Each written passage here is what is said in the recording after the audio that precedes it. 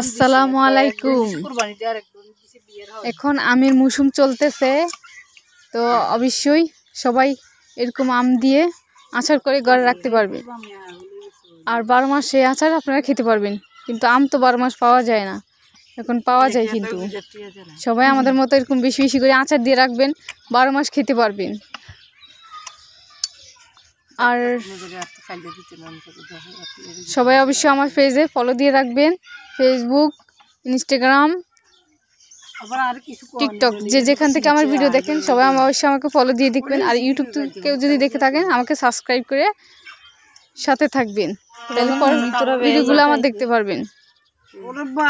তা আমরা এখন আমগুলোকে ছিলে নিচ্ছি, আচার দেওয়ার জন্য প্রস্তুতি নিচ্ছি। এগুলো ছোলা হয়ে আমরা ছোট ছোট করে কেটে নিয়েছি, কাটাগুলো কমপ্লিট হয়ে গেছে। আমরা আমের তো হলুদ মাখাই নিচ্ছি যাতে করে আমের কালারটা ভালো থাকে। তারপর আমরা রোদে শুকিয়ে নিব।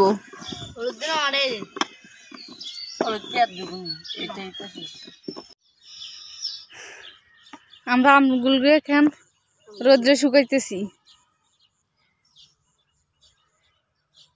রোদ্রে শুকালে নাকি এগুলা 12 মাস ঘরে রাখতে পারবো, কোনো ভিনেগার ছাড়া, কোনো কেমিক্যাল ছাড়া।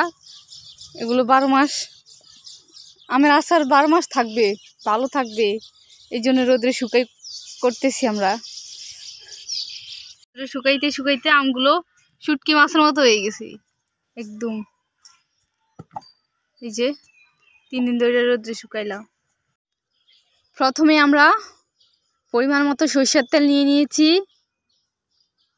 কিছুটা এলাচ, কিছুটা দারচিনি, তেজপাতা আমরা দিয়ে দিচ্ছি।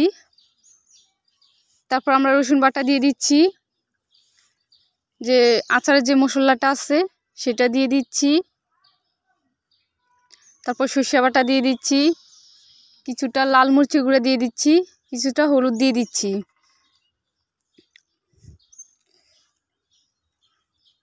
আমরা কিছুটা পরিমাণ লবণ দিয়ে দিচ্ছি।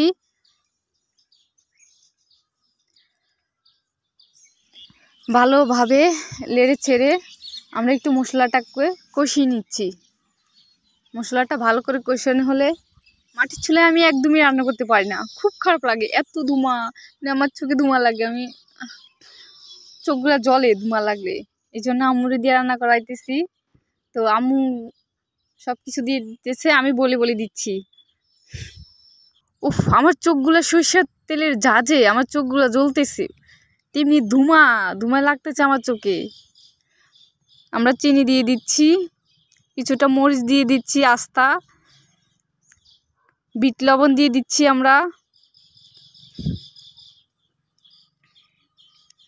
যাতে করে এগুলো কষানোর পর আমরা আমগুলো